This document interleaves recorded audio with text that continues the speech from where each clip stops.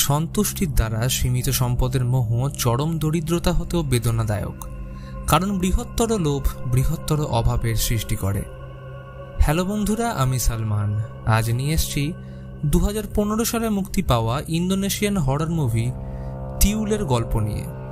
টিউল Indonesia এবং মালয় লোককাহিনীতে বহুল প্রচলিত। এদের ব্যবহার আজও ব্ল্যাক ম্যাজিকের মাধ্যমে করা হয়ে থাকে। এদের ব্যাপারে বিস্তারিত তথ্য আমি ভিডিও শেষে বলেছি। যদি আপনারা জানতে ইচ্ছুক হন তাহলে ভিডিও শেষ অবধি দেখতে থাকুন।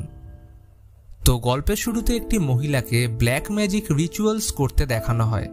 তখনই পিছন থেকে একটি সেলাই সুতোর বল গড়িয়ে তার কাছে আসে।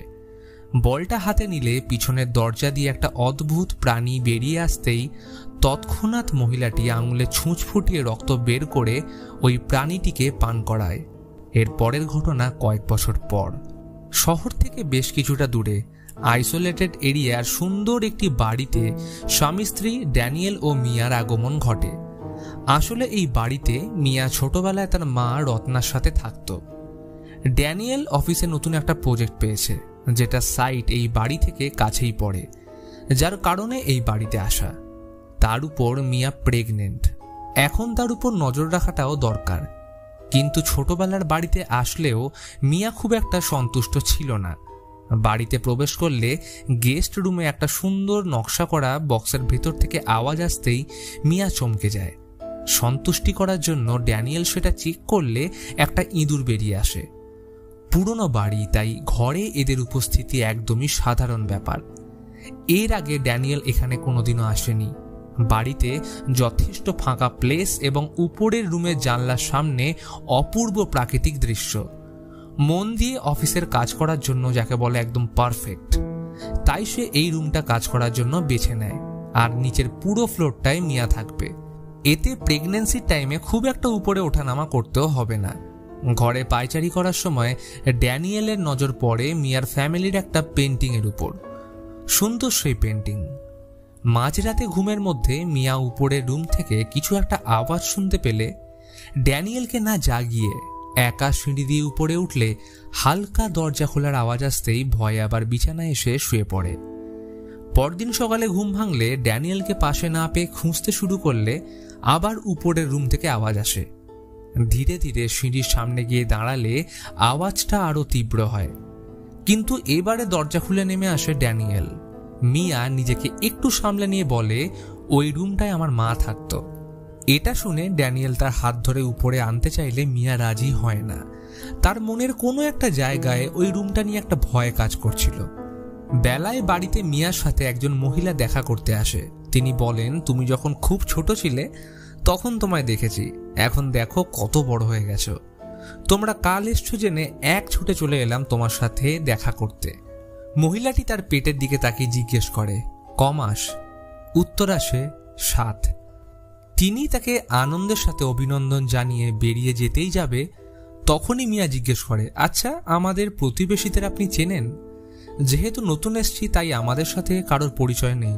সত্যি বলতে এই জায়গাটা এতই শান্ত, মনে হয় না আশেপাশে কেউ থাকে। তিনি বলেন, তোমার বাড়ির পাশে কারিনা নামের একজন আছে।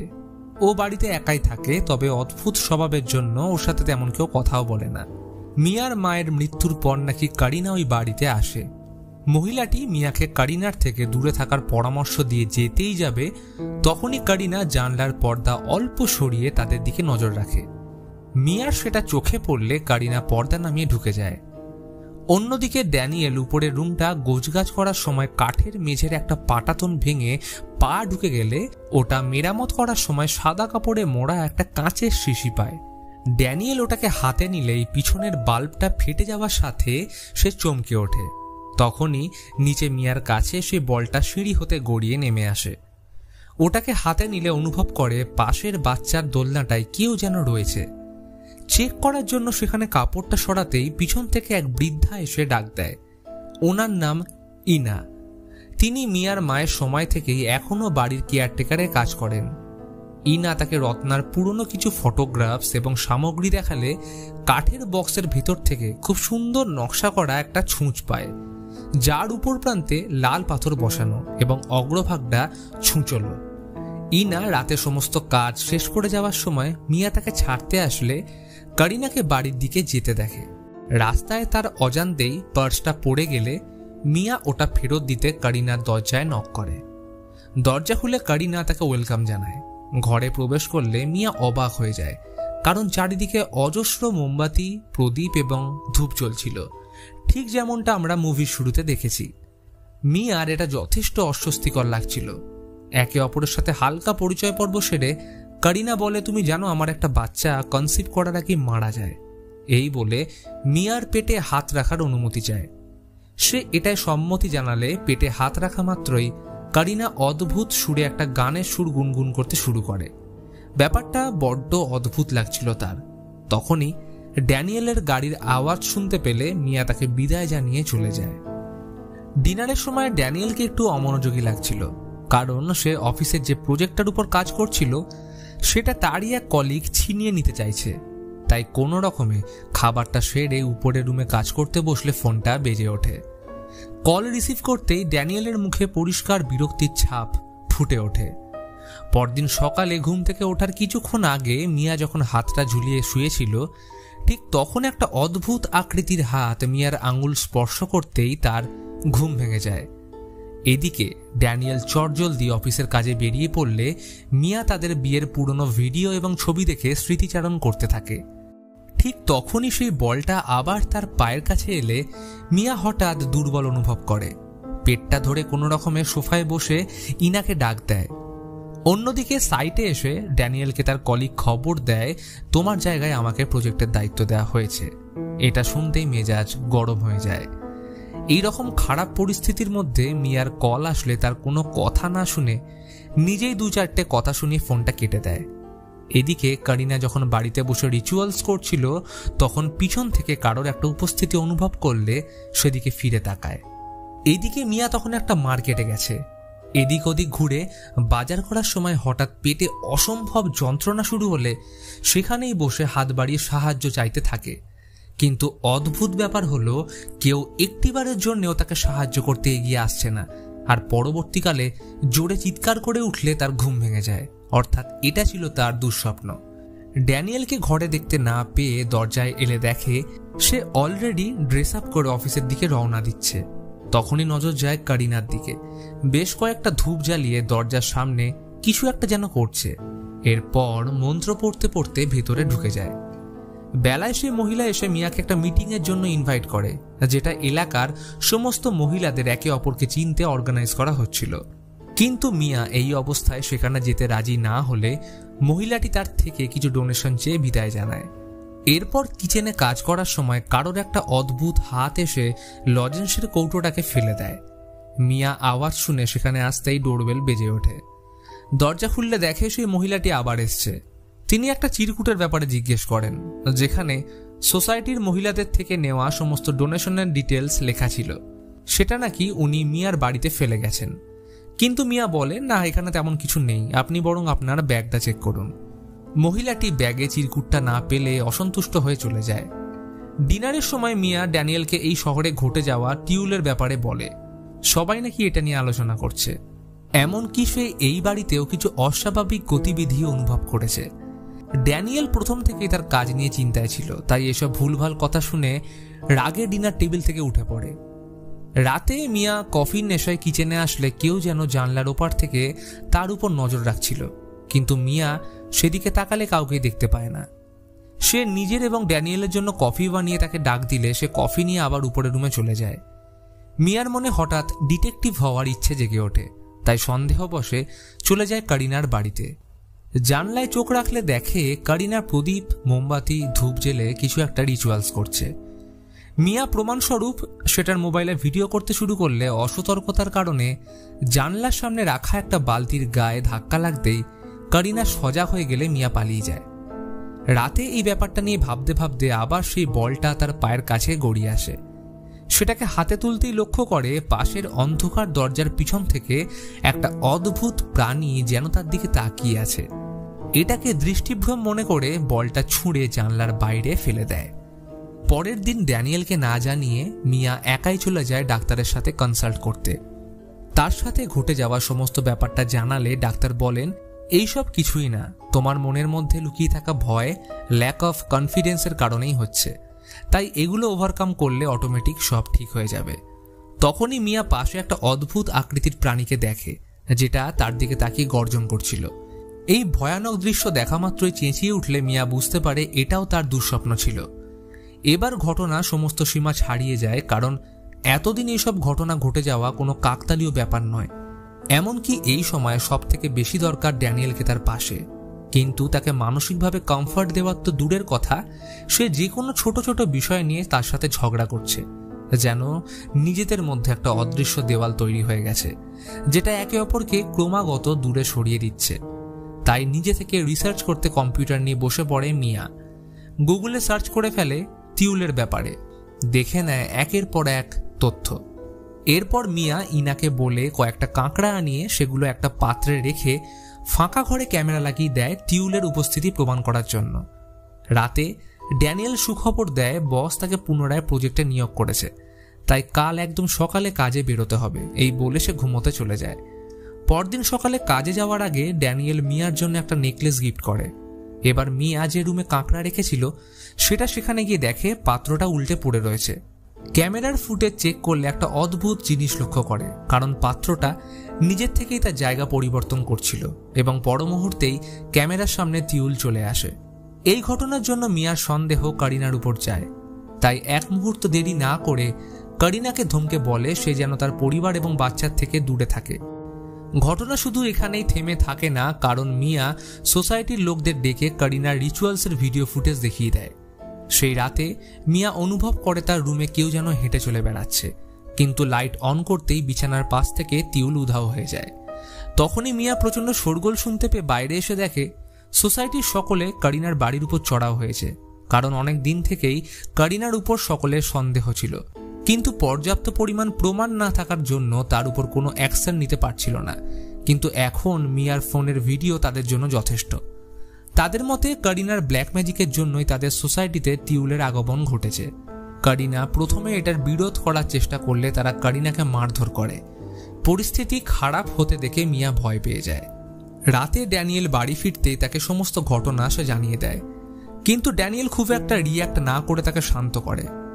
সেই রাতেই মিয়া একটা দুঃস্বপ্ন দেখে, যেখানে তার কোলে বসে থাকা বাচ্চা হঠাৎ টিউলে পরিণত হয়। পরদিন সকালে মিয়া ড্যানিয়েলকে টিউলের ব্যাপারে জানালে ড্যানিয়েল বলে, তুমি করিনার বাড়িতে ওইসব দেখার পর এত চিন্তা করছো, তাই মনে হচ্ছে তোমার আশেপাশে কেউ রয়েছে। এরপর ড্যানিয়েল কাজে বেরিয়ে যায়। মিয়া বারান্দায় লাগানো বড় পেন্টিংটার দিকে তাকিয়ে এক দৃষ্টিতে দেখছিল। সুন্দর এই পেন্টিংয়ে যাতে ধুলো লেগে না যায় তাই একটা সাদা কাপড় এনে ঢেকে দেয়, কিন্তু সেটা নিজে থেকেই খুলে গেলে মিয়া আবার সেটা ঠিক করতে আসলে পেন্টিংয়ের ভেতর থেকে কয়েকটা হাত বেরিয়ে তার গলা টিপে ধরে। প্রচন্ড ভয় ইনাকে ডাকলে সে আসা মাত্রই সবকিছু নর্মাল হয়ে যায়। মিয়ার মনে হয় ছবিটা যেন কোনো একটা রহস্য সবার থেকে লুকিয়ে রেখেছে। ভালোভাবে লক্ষ্য করলে বুঝতে পারে ছবিতে প্রত্যেকের হাতের কাছে একটা পাতলা লেয়ার রয়েছে, যেটা পরবর্তীকালে কেউ লাগিয়েছে। মিয়া ছবির লেয়ার ছিঁড়ে ফেলতেই দেখে প্রত্যেকটি মহিলার হাতে রয়েছে একটি করে কাঁচের শিশি। এবার ছবিটা নামানোর জন্য মিয়া ইনার সাহায্য চাইলে সেটা ঘোরাতেই খেয়াল করে প্রাচীন ভাষায় কিছু একটা লেখা রয়েছে আর সাথে একটা অদ্ভুত সিম্বল। মিয়া কৌতূহল হয়ে জিজ্ঞেস করে এটার মানে কি। তখন ইনা বলে, এই সিম্বল আমি তোমার মায়ের ডায়েরিতে দেখেছি। ইনা ছবির পিছনের ভাষা ট্রান্সলেট করে। সেখানে লেখা অনুযায়ী মিয়ার ফ্যামিলির উপর একটা অভিশাপ রয়েছে, যেখানে তাদের জন্ম নেওয়া প্রথম সন্তানের পরিবর্তে তাদের স্বামীর জীবন স্যাক্রিফাইস হবে। এতে সেই পরিবারের সুখ, শান্তি এবং অর্থ আসবে। এই অভিশাপ শুরু হয়েছে তাদের পূর্বপুরুষদের সময় থেকে এবং পরিবারের মাদের দায়িত্ব হলো তাদের প্রথম বাচ্চাকে এই অভিশাপের ব্যাপারে জানিয়ে দেওয়া, কারণ সেটা না হলে পরবর্তী প্রজন্মে বাচ্চা বিকৃত রূপে জন্ম নেবে। এই অভিশাপ একটি উপায় নষ্ট করা সম্ভব, আর সেটা হলো নিজের রক্ত দিয়ে একটা রিচুয়ালস করে টিউলকে কাঁচের বোতলে বন্দি করে নেওয়া। মিয়ার মা অর্থাৎ রত্না একমাত্র মেয়েকে বাঁচানোর জন্য তার নিজের লাইফ স্যাক্রিফাইস করেছিল, যাতে মিয়া সুন্দর ভবিষ্যৎ পায়। অর্থাৎ মুভি শুরুতে দেখানো ওই মহিলা আর অন্য কেউ নয়, স্বয়ং রত্না। এর মধ্যেই টিউলকে পুনরায় বন্দি করার রিচুয়ালস লেখা ছিল, কিন্তু সেক্ষেত্রে একটা কন্ডিশনস রয়েছে, সেটা হলো টিউয়েলকে একমাত্র কোনো প্রেগনেন্ট মহিলাই বন্দি বানাতে পারবে। মিয়া ভেবে পায় না এগুলো কি আদৌ সত্যি নাকি সবটাই গাঁজাখুরি গল্প। সেই রাতে মিয়া ঘুম থেকে উঠে পাশে ড্যানিয়েলকে দেখতে না পেলে ডাইনিং রুমে এলে দেখে সেখানে বেশ কিছু খেলনা এবং বল রাখা। তখনই মনে হয় উপরের রুমে ড্যানিয়েল যেন কারোর সাথে ফিসফিসিয়ে কথা বলছে। ভয়, সন্দেহ এবং উৎকণ্ঠা নিয়ে সিঁড়ি দিয়ে সন্তর্পণে উপরে উঠে যা দেখল সেটা দেখে মিয়া অবাক হয়ে যায়, কারণ ড্যানিয়েল টিউলের সাথে গল্প করছে। এবার এইখানে রিভিল হয় গল্পের আসল রহস্য। আসলে ড্যানিয়েল টিউলের ব্যাপারে আগে থেকেই জানত এবং টিউলের সাহায্য নিয়েই সে অফিসে নিজের প্রজেক্ট ফিরে পেয়েছে। শুধু তাই নয়, তার সফলতা এবং অর্থ উপার্জনের জন্য তাদের জন্ম নেওয়া প্রথম বাচ্চাকে ড্যানিয়েল টিউলের উদ্দেশ্যে উৎসর্গ করবে, যাতে সে তার বাচ্চাকে পজেস করে এই পৃথিবীতে আসল রূপে ফিরে আসে। মিয়ার মা অর্থাৎ রত্না তার একমাত্র মেয়ে এবং পরবর্তী প্রজন্মকে বাঁচানোর জন্য তার নিজের লাইফ স্যাক্রিফাইস করেছিল, কিন্তু সেদিন ড্যানিয়েল এই কাঁচের শিশি ভেঙে ফেললে টিউল সেটার থেকে মুক্ত হয়ে যায়, যার ফলে তাদের পরিবারে অভিশাপের পুনরাবৃত্তি ঘটছে। এবার এই ভয়ানক ঘটনা দেখা মাত্রই মিয়া নিচে এসে তার মায়ের সেই ছুঁচের মতো জিনিসটা বের করে হাতে নেয়। এটার সাহায্যে একসময় তার মা টিউলকে বন্দি বানিয়েছিল। ইতিমধ্যে ড্যানিয়েল নিচে নেমে আসলে মিয়া ছুঁচটাকে লুকিয়ে তার সামনে এমন বিহেভ করে যেন সে কিছুই দেখেনি। ড্যানিয়েল এবার ভেতরে যেতেই মিয়া এক ছুটে গাড়ি নিয়ে পালাতে গেলে ড্যানিয়েল বুঝে যায় এ সব কিছু জেনে গেছে। কিন্তু গাড়ি স্টার্ট না নিলে মিয়া উইন্ডশিল্ডে ড্যানিয়েলের হাত চাপা দিয়ে ছুটে ঘরে ঢুকে পুলিশকে ফোন করলে কল বারবার ডেড হয়ে যায়। এর মধ্যেই ড্যানিয়েল নিজেকে ছাড়িয়ে ঘরে এসে পাগলের মতো মিয়াকে খুঁজতে থাকে।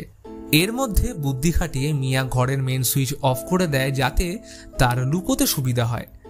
কিন্তু পালাতে গেলে এবার তার মুখোমুখি হয় টিউলের সাথে। সে মিয়ার উপর অ্যাটাক করলে ড্যানিয়েল তাকে থামতে বলে, কিন্তু টিউল কারোর কথা শোনার নয়, ফলে ড্যানিয়েল তার উপর ঝাঁপিয়ে মিয়াকে পালাতে বলে। মিয়া নিজেকে এবং বাচ্চাকে বাঁচাতে জঙ্গলের ভেতর দিক বিদিক জ্ঞান শূন্য হয়ে পালাতে থাকে, কিন্তু টিউল সেখানেও এসে মিয়াকে ফেলে দিয়ে তার পেট ছিঁড়ে বাচ্চাটাকে বের করার চেষ্টা করে। কিন্তু ঘটনাস্থলে ইনা কারিনাকে নিয়ে আসলে সে মিয়াকে হেল্প করে রত্নার ছুঁচ ব্যবহার করে রিচুয়ালসের মাধ্যমে টিউলকে কাঁচের শিশিতে বন্দি করতে। ইনা মিয়াকে বলে, তোমার মা নিজের মৃত্যুর আগেই কারিনাকে এখানে ডেকে পাঠিয়েছিলেন, কারণ তিনি জানতেন তার অবর্তমানে তোমায় টিউলের খপ্পরে পড়তে হবে।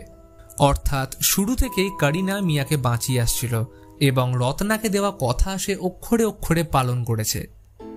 এরপর মিয়া ড্যানিয়েলকে খুঁজতে ঘরে এলে কোথাও তাকে খুঁজে পায় না, যেন সে কর্পূরের মতো উবে গেছিল। পরদিন সকালে মিয়া বাড়ি ছেড়ে চলে যায় এবং মুভির এন্ডিং সিনে আমরা এক ব্যক্তিকে দেখি রত্নার রুমে প্রবেশ করতে, এবং সে কাঠের মেঝে খুঁড়ে সেখান থেকে একটা নয় একাধিক কাঁচের শিশি বের করে যাতে টিউল বন্দি ছিল। আর এই ঘটনার সাথে মুভি এখানেই শেষ হয়।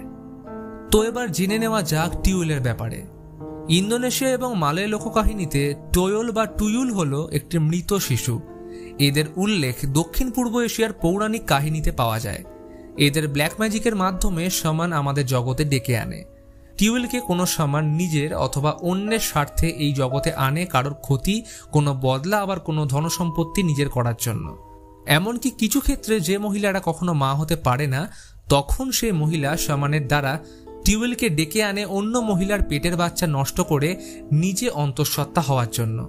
আরেকটা উদাহরণ দিচ্ছি যেটা এখনো অনেকেই শুনে থাকেন, সেটা হলো টিউলকে অনেক সময় এই কারণেও ডাকা হয় যখন কারো সামনের মানুষটা জীবনে খুব সফল হচ্ছে, তখন তার দুর্ভাগ্য ডেকে এনে সফলতা নষ্ট করে শারীরিক ক্ষতি করার জন্য। টিউলকে এই জগতে কোনো শামানই ডেকে আনতে পারে। কোনো বন্দি টিউলকে যদি কেউ মুক্ত করে, তখন সে ব্যক্তি তাকে নিজের স্বার্থসিদ্ধি করার জন্য ব্যবহার করতে পারে। টিউলকে দিয়ে কোনো কাজ করানোর পর সেই ব্যক্তিকে তার উদ্দেশ্যে নিজের কাছের কোনো জিনিস উৎসর্গ করতে হয়।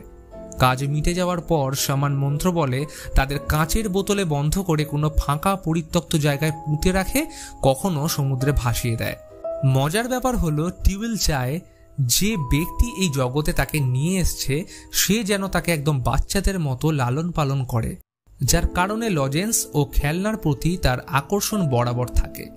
এর একটা প্রমাণ হিসেবে গল্পে আমরা দেখেছি ড্যানিয়েল তার জন্য খেলনা এনে রেখেছিল এবং রান্নাঘর থেকে টিউল লজেন্সের কৌটো চুরি করছিল। কিন্তু থাইল্যান্ডের লোককথা অনুযায়ী টিউলিকে তারা প্রোটেক্টর হিসেবে পুজো করে। তারা নাকি তাদের মালিককে কোনো বিপদ আসার আগে সতর্কবার্তা দেয়। এদের থাইল্যান্ডে দ্য গোল্ডেন চাইল্ডও বলা হয়ে থাকে। আপনাদের বলে রাখি, ইন্দোনেশিয়া মালয়েশিয়ার বহু অঞ্চলে টিউলিকে ব্যবহার করে ব্ল্যাক ম্যাজিক হয়ে থাকে এবং বর্তমানেও হয়ে চলেছে, যার বহু ঘটনা সেখানে প্রচলিত। তো বন্ধুরা, কেমন লাগলো আজকের এই ভিডিওটা কমেন্ট বক্সে জানাও। ভিডিও ভালো লাগলে অবশ্যই একটি লাইক, আর তার সাথে যারা চ্যানেলে নতুন আসছো তারা সাবস্ক্রাইব করতে ভুলো না। তো আজকের মতন এখানেই, দেখা হচ্ছে পরের ভিডিওতে। ভালো থাকবেন।